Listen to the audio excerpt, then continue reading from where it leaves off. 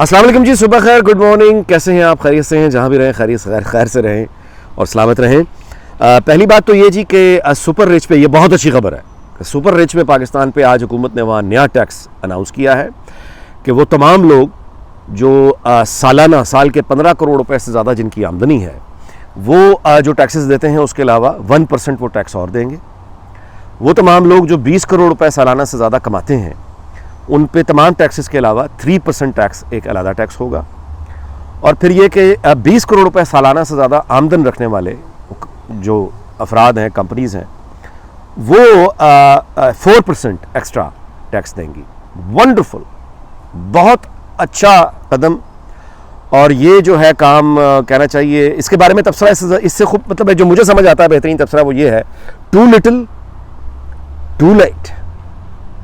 ये काम बहुत पहले होना चाहिए था और बहुत ज़्यादा टैक्स इम्पोज होना चाहिए था। ये बहुत देर में हुआ है और बहुत कम हुआ है। यहाँ पे जो आप सक्सेस के मॉडल देखते हैं यूरोप में, यहाँ तो जो सुपर रिच है, वेल्दी है, वो जो सैलरीज हैं वो बहुत इससे बहुत कम, यानी यहाँ की नेशनल एवरेज इनकम के मुताबिक पाकिस्तान में अब भी अमीरों को बहुत ज़्यादा छूट दे दी गई है, बहुत ज़्यादा छूट दे दी गई है। यहाँ तो 1.5 से 2 लाख पाउंड अगर आपकी साल से ज़्यादा इनकम हो तो 50% तक काट लेते हैं। ये अलग बात है कि यहाँ भी ज़ाहिर है फिर वो टैक्स हेवन्स बनती हैं। ये जो बड़े बड़े टैक्स कॉर्पोरेट के लायर्स होते हैं, ये जो 4-4 हज़ार पाउंड एक लेटर लिखने का ले लेते हैं, ये जायज़ काम करने के इतने पैसे नहीं होते, हमेशा नाजायज़ काम के होते हैं। बड़ी law firms, tax chartered accountant, ये लोग फिर ज़ाहिर है कि यहाँ के सुपर रिच को टैक्स हेवन्स के रास्ते दिखाते हैं। वो जन्नत दुनिया में कोई नहीं होता, कहीं भी कोई भी मुल्क दुनिया में जन्नत नहीं है, ये दुनिया है।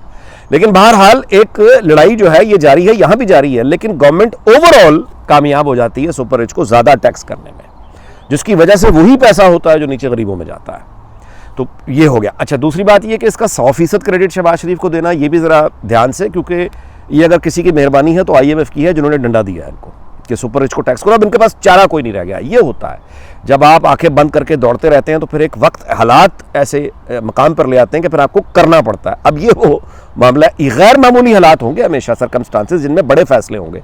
मैं बार बार कह रहा हूँ कि ये पहला कदम है, आखिरी नहीं है, और अभी बहुत टैक्स करना बाकी है। अभी बिजली की चोरी इसके अलावा एक बहुत बड़ा इशू है, अमीरों से एक्चुअल टैक्स लेना, यानी ये उसकी वजह से हमारा ये बर्बादी हुई पड़ी है कि वो मौज करते हैं। तो चलें, बहरहाल ये एक हो गया।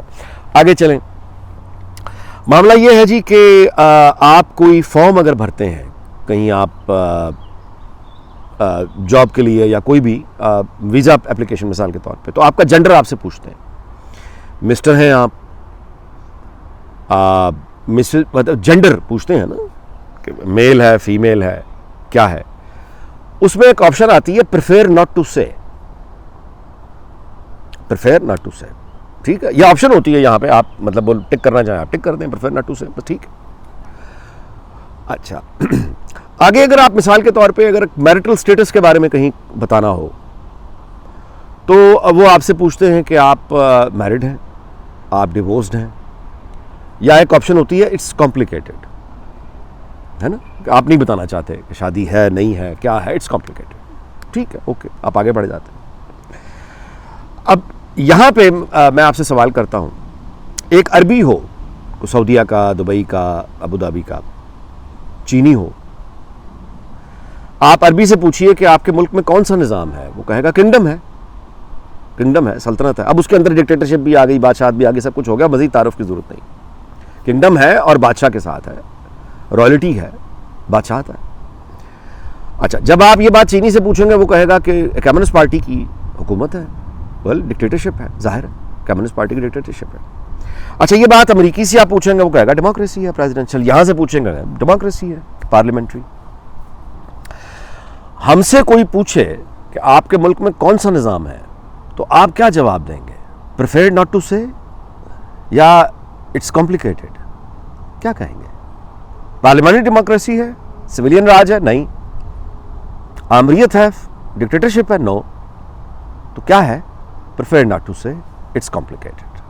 अच्छा, अब ज़ाती इनफरादी मामलात में जॉब एप्लीकेशन, वीज़ा एप्लीकेशन, को डेटिंग ऐप, ये तो फ़र्द की एक ज़िंदगी है ना, उसके साथ ये मामला चल जाएगा आगे भी और पीछे भी। मतलब कौम और मुल्क वो जब इस तरह के बेसिक और मरकजी सवालों के जवाब उनके पास देने के लिए ना हो, और वो आगे से ये मुस्कुरा के कहें कि प्रेफर नॉट टू से या इट्स कॉम्प्लिकेटेड, तो मुल्क हो या कौम हो, इस तरह के सवालों के साथ आगे नहीं बढ़ सकता। आगे तो खैर क्या बढ़ना, वो जिस मकाम पे होगा उस मकाम पे भी नहीं रह सकता, वो पीछे होता चला जाएगा। इस वजह से नहीं कि वो कहीं ज्योग्राफिकली पीछे जा रहा है, इस वजह से कि इकोनॉमी और बाकी मुल्क जो है वो आगे बढ़ते चले जाएंगे, वो पीछे अकेला और तन्हा होता चला जाएगा, जो एग्जैक्टली हमारे साथ हुआ है। बाकी दुनिया के करके आगे बढ़ रही है, हमारे साथ हमारे कैंप में जो सारे मुल्क थे, हम उनमें अकेले होते चले जा रहे हैं दिन ब दिन। ये बात मैं इसलिए कह रहा हूँ कि अब खबर आई है कि कराची से अरसलान खालिद को उठा लिया गया। अरसलान खालिद जो है, मैं इनको जानता हूँ, कराची जियो में हम इकट्ठे काम करते थे। हैप्पी गो लकी सा हंसता खेलता एक आदमी है, फैमिली मैन, जो फ्रस्ट्रेटेड है, किसी भी पाकिस्तानी की तरह अपनी फ्रस्ट्रेशन का इजहार करता रहता है। अब उसको उठा के ले गए तो उस पर शोर मच रहा है। अच्छा, इस्लामाबाद हाई कोर्ट ने भी आज कहा है कि मिसिंग पर्सनस की एक कमीशन तश्कील दिया गया था, वो अपने कोई नतीजा उसका नहीं निकला, कोई उसका कुछ नहीं हो सका। Shehbaz Sharif as a prime minister is on the record कि बलूचिस्तान में जब वो गया तो ऑन द रिकॉर्ड उसने कहा था कि मैं बात कर सकता हूँ, मैं बात कर लूँगा, यही है। अच्छा, अब मामला ये है कि एक होता है सिविलियन हुकूमत का तरीक़ाकार जो कि आइन कानून में डिफाइंड है। अगर मतलब है किसी शहरी ने वो मुर्तकब हुआ है फसाद अमन या कोई इस तरह की मामलात में, लॉ एंड ऑर्डर या कोई भी ख़तरा है रियासत को, आप उसको पिक करते हैं, पुलिस जाती है, एफआईआर लिखती है, अदालत में पेश हो जाता है, उसके बाद जज फैसला कर देता है। ठीक है, हमारे यहाँ अदलिया कितनी आज़ाद है सबको मालूम है। तो अगर ये तरीका अपनाया जाए तो कम से कम आपके पास फेस सेविंग के लिए एक आर्गूमेंट रह जाता है कि देखिए पुलिस ने उठाया है, जज ने ये किया है, इंटरोगेशन है, जो भी है। अब वो इंटरोगेशन अगर आपने करनी है तो इंटरोगेशन वाले जो लोग हैं वहाँ पे भी कौन सी सिक्योरिटी एजेंसी है, कोई शनाख्ती कार्ड तो नहीं देखता कि इंटरोगेशन करने वाले कौन है, पुलिस के हैं, आईएसआई के हैं, आईबी के हैं, क्या मालूम हो सकता है, वो तो पकड़ा हुआ उठाया गया बंदा। तो मामला ये है कि वो तरीकाकार अडॉप्ट नहीं किया जाता, ना एफआईआर होती है, ना जज, ना कुछ, सीधा जाके उठाया जाता है। अब पता चलता है कि ये हुकूमत नहीं है, ये रियासत है। It's complicated, prefer not to say. ले गए उठा के। अब जब ले गए उठा के अगवा कर लिया तो उसका मतलब ये है कि अब उसको सज़ा कितनी मिलनी है, साल की, 20 साल की, 2 साल की, ये अगवा करने वाले की मर्जी है। उसको तशद्दुद कितना करना है, ये भी अगवा करने वाले की मर्जी है। तशद्दुद नहीं करना, ये भी अगवा करने वाले की मर्जी है। अब वो बिल्कुल 100% अगवा करने वाले के ऊपर उसका दारोमदार है, उसकी लाश फेंक दी जाएगी, क्या होगा। ये है अगवा होने का मतलब। बाज़ों का इसका मतलब महज मैसेज देना होता है, आमतौर पे होता यही है। 90% अगर आप निकाल के देखें, उठा के बंदे को लेके जाते हैं, 24 घंटे रखते हैं, 2 दिन रखते हैं, 3 दिन रखते हैं, 4 दिन रखते हैं, उसको रिलीज़ कर देते हैं, सबक सिखा के रिलीज़ कर देते हैं। लेकिन बहुत सी सूरतों में मतलब लाशें मिलती हैं, 4-4 साल, 20-20 साल गुजर जाते हैं, पता नहीं चलता। क्या कहेंगे आप, इट्स कॉम्प्लिकेटेड या प्रेफर नॉट टू से। अच्छा, अब होता यह है जी कि पीटीआई जो के लोग जो कर रहे हैं रोज़ाना की बुनियाद पर, पूरी कौम देख रही है, सारे लोग देख रहे हैं। एक तरफ से जो माशरे में तबकाती तकसीम है, तबकाती तकसीम यानी पैसे दौलत के एतबार से और ताकत की यानी इख्तियारात के हवाले से, ये तकसीम हर माशरे में होती है, जन्नत कोई मुल्क नहीं होता। लेकिन जब तक ये बेरेबल हो, काबिल बर्दाश्त हद तक हो, तो ओवरऑल सोसाइटी इसको बर्दाश्त करती रहती है और चलती रहती है, प्रोग्रेस चलती रहती है, प्रोग्रेस चलती रहती है, लोग गुर्बत से निकलते रहते हैं। लेकिन ये तकसीम जितनी गहरी और जितनी बड़ी होती चली जाएगी, वो फिर फसाद और सिविल वॉर इसकी तरफ कौमें जाती हैं।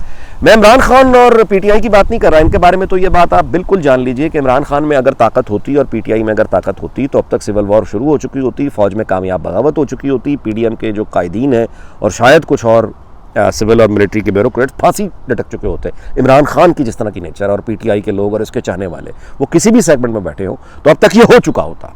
अगर अभी तक ये नहीं हुआ तो उसका मतलब है इसकी बस में आगे भी ये काम करना नहीं है, ये आगे भी नहीं कर सकता, क्योंकि ये अभी तक नहीं कर सका, मतलब ये रेजिस्ट कर गई है state. Good news, thank you very much. अल्लाह का शुक्र है कि स्टेट में इतनी ताकत है कि वो रेजिस्ट कर गई, वरना ये तो ऑर्डर को तोड़ चुका होता अब तक। नहीं हुआ इसका मतलब कि इसके बस में नहीं था, ये नहीं कि इसकी मेहरबानी है, इसके बस में नहीं था और आगे भी यही लगता है कि ये नहीं कर पाएगा। लेकिन अगर कोई और ऐसा इंतजाम बना के इमरान खान के सामने रख दे तो वो चूकेगा, पीछे होगा। मैं ये क्यों कह रहा हूं, 7 रुपए और कुछ पैसे मजीद अभी पर यूनिट बिजली ने बढ़ना है, और सुपर रिच को जो ये टैक्स किया गया है ये बहुत कम है, बहुत कम है। नतीजा ये है कि ये बाकी आवाम से निकलवाया जाएगा। और वी लॉ ख़त्म करने से पहले मैं आपको अपना ये हंच आपके साथ में शेयर कर लूँ। ये हमारे साथ जो हो रही है बुनियादी तौर पे अमेरिका और वेस्ट में हमारे ख़िलाफ़, मैं यहाँ बैठकर आपको बता देता हूँ कि पाकिस्तान के ख़िलाफ़ मैंने इतना गुस्सा और नफ़रत पहले नहीं देखी जितनी मैं अब एक्सपीरियंस कर रहा हूँ। यानी लोग तंग आए पड़े हैं और पहले जो बातें बर्दाश्त होती थी अब वो नहीं है। और मेरा ये ख्याल है कि अब अमेरिका ख़ास तौर पे, यूरोप नहीं, यूरोप में भी खैर बहुत बेचैनी है, लेकिन अमेरिका ख़ास तौर पे वो अब सबक सिखाना चाहता है बेसिकली पाकिस्तान की अशराफिया को। कौम तो ज़ाहिर है भुगतेगी साथ में, लेकिन अशराफिया, हुक्मरान अशराफिया को और लोगों को भी खैर अब वो पनिश करके ये बताना चाहते हैं कि ये जो आप हमें गालियाँ दिन रात निकालते हैं और दोहरे मेयार के साथ, अगर आप एक अमरीकी बन के या यूरोपियन बन के सोचेंगे तो वो तो शुरू ही फिर यहाँ से करेगा कि यानी बहुत सारी मिसालों में वो मिसालें देना शुरू करेगा, हमारे पास देने के लिए जवाब कोई नहीं है। ठीक है, तो बस ठीक है, फिर अब सज़ाओं का जो है ना वक्त अब शुरू है और इसके लिए हमें ख़ुद को तैयार करना चाहिए कि तूफ़ान में जब कश्ती फंसी होती है या हवाई जहाज़ जा रहा होता है ना, उसको धचके लगते हैं, फिर रिलीफ, फिर धचके, फिर रिलीफ, फिर धचके। तो इसलिए कहते हैं फासन योर सीट बेल्ट्स बांध लें। तो उस वक्त आपको ये बुरी खबरें, लोड शेडिंग, महंगाई, चीज़ों की किल्लत वगैरह वगैरह, फिर थोड़ा सा रिलीफ, फिर किल्लत, थोड़ा रिलीफ, धचकोले, हचकोले, तूफ़ान, अगर इससे निकल के बच गए तो फिर आगे जाके स्मूथ सेलिंग होगी। लेकिन जो बड़े फैसले हैं वो ये गैर मामूली हालात के अंदर होंगे। ये वक्त है। अब ये जो सुपर रिच पे टैक्स लगा ये गैर मामूली फैसला है, ये इन हालात की वजह से हुआ है। ऐसे ही गैर मामूली हालात में बड़े फैसले लिए जाते हैं। सवाल ये है कि बड़े फैसले लेने की लीड कौन लेगा? क्या किसी में हिम्मत है या इसी स्टेटस को बरकरार रखना है? ये वो सवाल है जिसका जवाब आने वाला वक्त भी देगा। और ये तय किसने करना है? पावर जो गेम के लोग हैं, ये उन्होंने तय करना है कि क्या उन्होंने प्रीवियस स्टेटस को चलाना है, बहाल करना है, जो पहले पुराने पाकिस्तान वाला। अगर वो वाला बहाल करना है तो माफ़ कीजिएगा कि वो ही स्टेटस को था पुराने पाकिस्तान वाला जो 18 जुलाई पे लेकर आया था। ये पुराना पाकिस्तान था जहां पे 2014 के धरने हुए थे। ये पुराना पाकिस्तान था जहां 12 अक्टूबर हुआ था। वो पाकिस्तान वापस लाना है या एक रीइमेजिन करने की जरूरत है इस मुल्क को, एक जमहूरी मुल्क, एक आइन की बालादस्ती वाला मुल्क? ये फैसला सिविलियन क़यादत के पास है। क्या वो कर पाएगी? आप भी देखेंगे, मैं भी देखूंगा। अल्लाह ताला पाकिस्तान और उसके तमाम हमसायों को शाद आबाद रखे। ये दुआ है जी, अमेरिका बरतानिया समेत सारी दुनिया को शाद आबाद रखे। अगले व्लॉग में मुलाकात होगी। अपना बहुत ख्याल रखिएगा। अल्लाह हाफ़िज़।